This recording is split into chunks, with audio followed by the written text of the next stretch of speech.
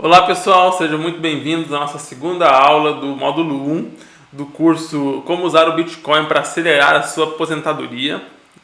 Dando uma recapitulada então, na primeira aula nós já vimos o ciclo natural do trabalho do ser humano, que é o capitalismo, a lei da oferta e da demanda, o lucro no seu trabalho, na sua venda de produtos, enfim, e a importância da poupança, né? Isso tudo segue um fluxo natural do ser humano inerente à nossa necessidade como espécie para evoluir, para nos manter, para sobreviver nesse planeta, porque todos nós somos feitos de carne e osso, sentimos fome e temos 24 horas no dia.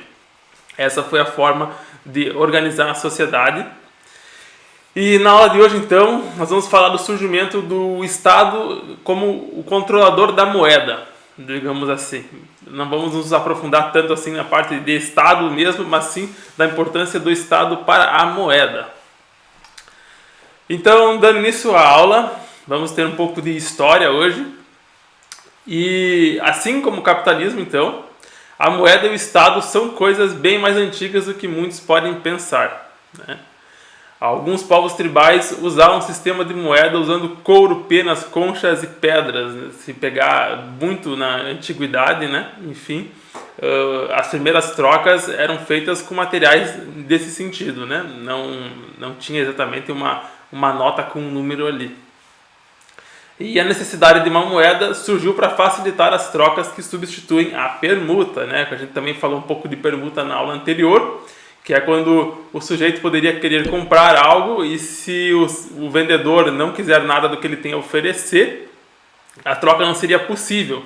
Então foi necessário a adição de um bem comum para se facilitar trocas entre as pessoas, né? Assim aumentando a eficiência da sociedade como um todo, né? E quando o ser humano percebe que não precisa mais ser caçador e coletor, que pode se assentar em uma terra e cultivar grãos, ser sedentário, né? A gente chega ao nível inicial da civilização. E daí então a moeda surge nesse momento do sedentarismo do ser humano como um coringa para facilitar os meios de troca sendo normalmente no início um recurso que é de interesse comum a todos, né? Ali tem o exemplo do couro, por exemplo. O couro tem uma utilidade. Ele não é simplesmente um papel impresso, né, de que não tem utilidade. O couro ele tem utilidades em ferramentas e em investimentos, enfim, em várias outras situações. Então, na busca por liquidez, né, procurando esse objeto que poderia servir como uma liquidez absoluta para as pessoas, né? A coisa mais líquida que tem, na verdade, é comida, né? Grãos. E ali está então a explicação. Então, que sempre o bem mais abundante era, por sua vez, o mais circulante. E logo era o mais líquido e, por definição, usado como dinheiro, né? Os grãos, então, no início do sedentarismo, eram o primeiro bem utilizado mais como dinheiro. Pensar no tempo do Egito, da Babilônia, né? E os grãos, então, eles tinham um problema. Eles eram sacos de grãos pesados, difíceis de transportar, se imagina, né? Mesmo em carroças, enfim, é um item que tem vários problemas exatamente, uma logística complicada de se transportar, né, para se transformar ele num bem líquido assim, em grandes quantidades. Então foram criados os primeiros bancos de grãos, onde as pessoas poderiam ir depositar seus grãos nos silos dos imperadores ali da época, enfim, e eles davam então uma argila talhada como um recibo, né? Como se fosse um cheque ali, que você tem tantos grãos armazenados no silo do rei lá, do imperador, enfim. Isso não é tão importante nesse momento, mas que para facilitar o transporte dos grãos, se colocava eles então em bancos e poderia se usar então esse cheque para negociar ali. Mas o ponto que é um problema, né? Que grãos são perecíveis, são comestíveis, enfim, Então, não sempre você tinha uma garantia de que o que estava talhado naquela argila realmente existia de fato naquele depósito para ser retirado, né? Então você tinha esse problema de defasagem como para um sistema financeiro ser robusto e contínuo, né?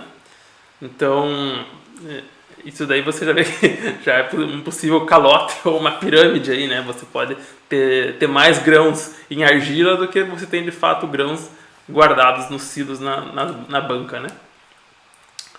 Aí avançando já um bom tanto na história, chegamos aqui em Roma, né? E a alternativa para trocar os grãos foi trocar para o sal. O sal já é muito mais fácil de transportar em grandes quantidades e ele é imperecível. Foram nos tempos do Grande Império Romano que surgiu a palavra, inclusive, salário, né? Pois às vezes os soldados romanos eram pagos com sal. Mas pensa, né, que César não armazenava a sua riqueza em sal, né? Ele, como qualquer outro rei esperto, ele preferia guardar a riqueza dele em metais, cobre, prata, ouro, né? Ou também, né, em construções, enfim, fazendas, terras, né? Ele não guardava a riqueza dele em sal. Por quê? Já vamos ver agora que o sal é altamente inflacionário, né? Hoje ninguém mais negocia com sal. Sal custa centavos no supermercado. E então, tipo, exatamente, né, como está escrito ali, novas minas eram descobertas, o sal ia perdendo seu valor em poder de compra e as pessoas precisaram buscar alternativas. Na época, então, os metais, né, eles tinham uma importância muito grande, porque também representavam um poder bélico, né, em especial o bronze e o ferro eram usados para armamento também. E como a população não tinha formas de saber, né, não tinha conhecimento, não tinha acesso para saber a pureza de um metal, o Estado romano foi lá, tomou para si essa responsabilidade, cunhando primeiras moedas metálicas com base na confiança dos imperadores, né? Então, o imperador, ele que sabia mais, né?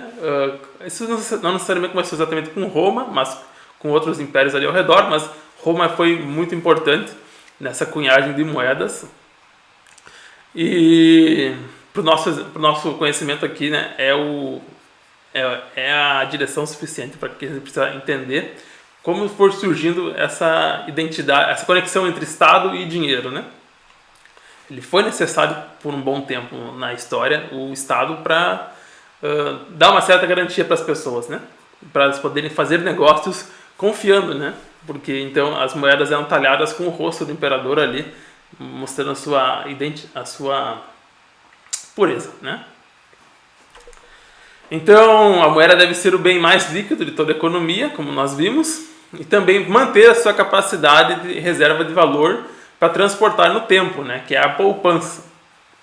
A princípio, nenhuma moeda deveria se desvalorizar e manter a sua riqueza ao longo do tempo, para você realmente poder salvar o excedente do seu trabalho em algum recurso que você possa utilizar lá na frente quando você não puder mais trabalhar. E infelizmente não foi o que aconteceu com a argila, com o sal e também até mesmo com os metais cunhados pelo Império, como a gente já vai ver na próxima imagem, que hoje você inclusive compra esses metais com uma certa facilidade, né? Encontra inclusive em latinhas e tudo mais. O que aconteceu com quem segurou moedas romanas, né, foi exatamente cada vez foi se perdendo mais o valor. De fato, a moeda em si, se ela fosse metal, de fato ela mantinha o valor. Agora, as novas moedas que o governo foi tendo que criar eram cada vez moedas piores, de metais piores, mais diluído. E assim o império foi perdendo seu poder, sua capacidade de se financiar. Uma das crises do Império Romano foi a crise financeira, inclusive exatamente pela inflação causada por eles mesmos, né? Cada vez destruindo mais a própria moeda. E ninguém quer guardar uma moeda que perde valor, né? Que não vai servir lá na frente. Foi o aumento da oferta do produto, né? Dos metais ruins, por assim dizer, que fez com que as moedas romanas deixassem de ser reserva de valor, né? Porque se perdeu a confiança no imperador, que era o lastro da moeda. E então a inflação desses bens dizimou o poder de compra de quem mantinha, e foi verdade mesmo para a prata, e só se salvou um metal, né? Inclusive questão de minas, né? Também é muito mais fácil você encontrar minas de outros metais, né, do que o ouro, que foi o único metal que se salvou, né? E se a gente pegar a história, então, inclusive civilizações muito antigas, né, que nem tinham esse conceito de moeda tão claro, egípcios, incas, astecas, né, inclusive que são de regiões geográficas totalmente diferentes, mas já mantinham uma conexão, acho que, do ser humano, né, com o ouro, né? E já se entendia a importância, a raridade do ouro de uma forma, por assim dizer, intuitiva, né? E o ouro foi o metal que se manteve, né, até então 1900 e vai lá quebradas, 1971, né, foi a última quebra do lastro do ouro. Mas a gente já vai chegar a isso na próxima aula. E então o ouro ele tem uma história junto das mais antigas civilizações, que mesmo muito distantes geograficamente umas das outras, durou por séculos, devido à sua real dificuldade de obtenção. Então sempre foi a melhor poupança, né? Junto com terras e casas normalmente, né? Então assim o ouro pendurou como uma excelente reserva de valor e a prata como uma moeda de troca, já que a tendência das pessoas sempre é guardar a moeda boa, né? Poupar a moeda boa e pagar as coisas do dia a dia com uma moeda um pouco pior, inferior. Uma má moeda, né? Ou com menos importância, como é a prata em relação ao ouro, ou o bronze, o ferro. E então você pode se perguntar, visto a tradição milenar do uso dessas moedas metálicas, como foi que as moedas de papel surgiram e ficaram tão comuns? Isso a gente já vai ver na próxima aula, que vai ser então a história da senhoreagem do dinheiro, como os estados tiraram da gente uma boa moeda.